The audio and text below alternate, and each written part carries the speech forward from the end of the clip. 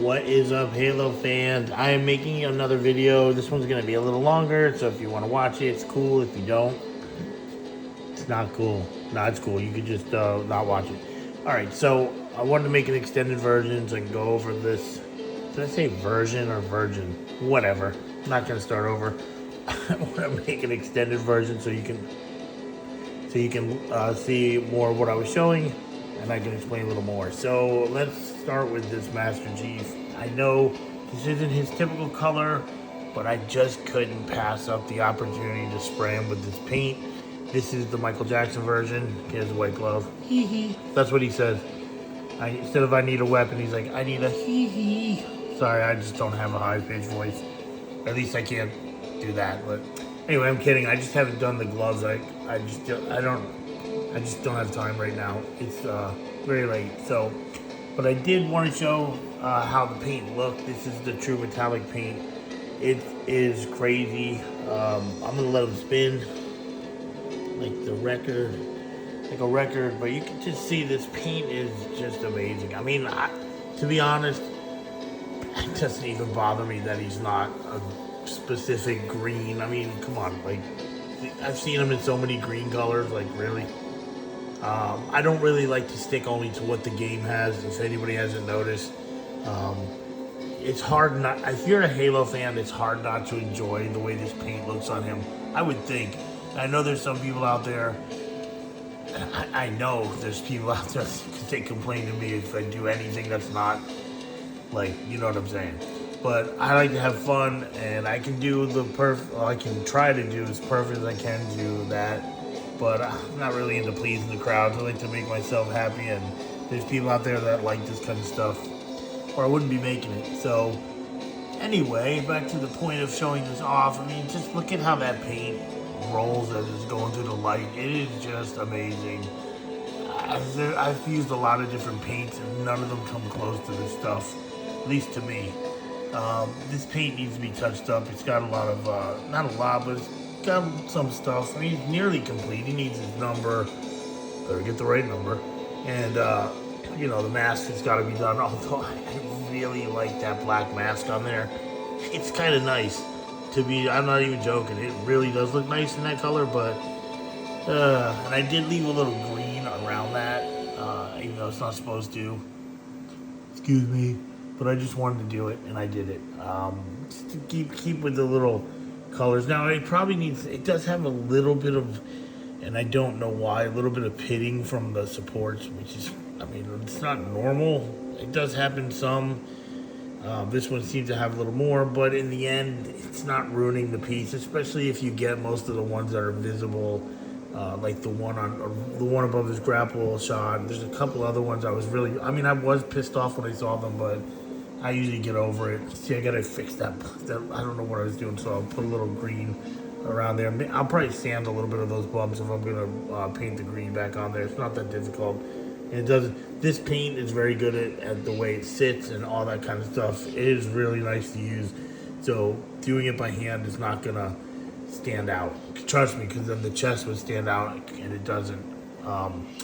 So let me move on to, this is the Arbor in the same paint. I'm gonna attempt, actually, you know what?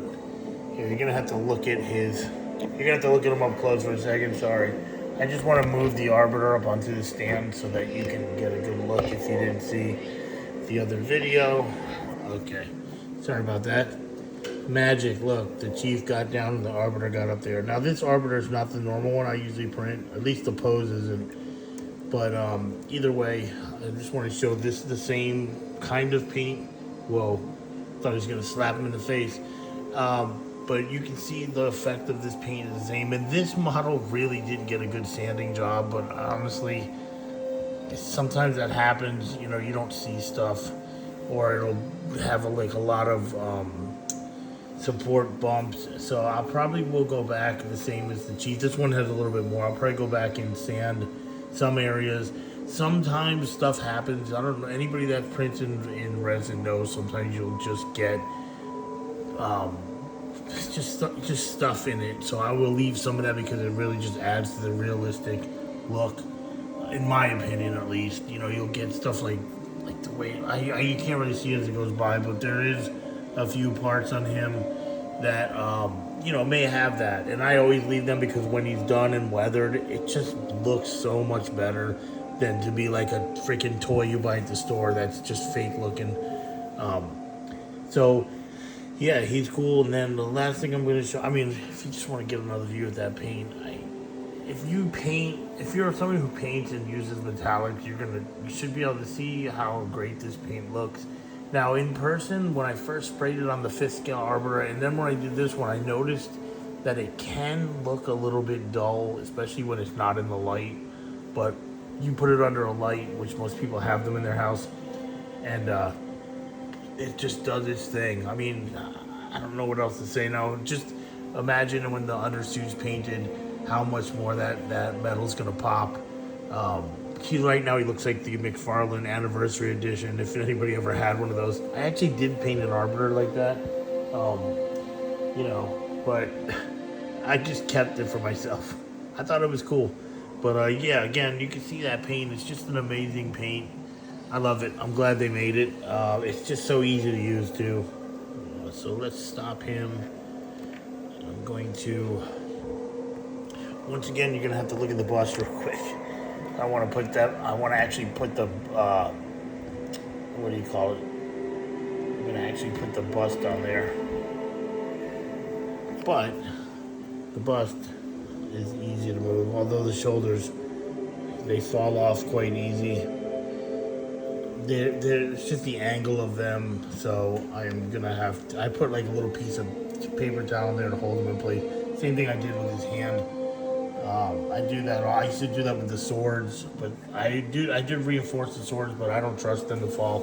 Although I did drop one on the floor from here, it didn't break. So, but I just wanted to show this bust.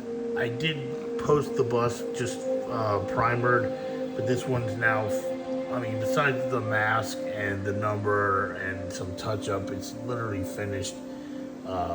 You know, the helmet's going to take the longest because I like to tape those off and spray the mask. I don't like to hand paint them. It just doesn't look as nice. Although if the mask was flat, I would love to just get like what they use for car wrapping and just put that gold over it. But it's just too complex with all the bumps, and I don't know how to do that stuff proper. And plus, you'd have to get like a really small tool to get in there and flatten it, and I just don't think it would work well. It will work on the Combat Evolved statue and the Mark V helmet that I sell. I actually plan on getting a sheet of that stuff to do it, but as far as this bust goes, he is available painted and not painted. This one's just not done. I still got, like I said, to do the back of the helmet, the mask, his number, and then go around and touch up. Probably put a little more paint on the undersuit areas because they sometimes take 2 coats, even sometimes 3, because I use airbrush paint and I do it by hand. I really should airbrush it, but I just don't. You know, like, I like to get in there and do it. Plus, when it comes to the edges, you have to do it by hand. Occasionally I will airbrush, but this one I did by hand. And I like to, if you notice, there's not very, I mean, I don't really see any brush stroke lines in them. Try to do a good job not doing that. But again, I just wanted to show the work. And also, and if you didn't see my video, this is the hunter I'm doing. I did the Halo Reach hunter in blue and green. That's what I saw they were in. This is the same Reach, just a different pose. But this paint is the Covenant paint I use. It looks amazing on this. I can't wait to do the, the actual worms and some details on this. Oh, it's gonna look so cool. It will. I can't wait. I love this paint. It's such a great discovery when I found it. It was just sitting in my pile one day and I was trying to make a plasma rifle and I'm like, oh, I gotta mix paint. And I'm like, let me try this paint. And I put it on and yes, it's not exact. It's not perfect, but it's fucking great. It's just really cool. So the last thing I want to show is, so I've been trying to, I did make the 5th scale Arbiter, and I've been doing 6th scale Arbiters, so I make them at 90%, but now I'm going to try to start making them all at 100%. So anyway, I've I've had, I don't know if anybody else does, but I had a lot of trouble with transparent printing with certain shapes, and I've had to literally like wet sand and add resin to these on the bottom here. And I just today went 14 hours trying to get these things right, and I finally found an angle that was perfect. I mean, they're not perfect, as you can see, but they're, you know, this side is fine. It's just, I am so happy I did that. But the real thing I wanted to show was the sword for the 5th scale arbiter. It's 11 inches. Like, it's like you could really, if it was real, like you could really fucking stab somebody with this thing. It's crazy. I can't wait to put this together, you know, paint the hand and have it finally done, because I did get my Halo 3 Master Chief posed.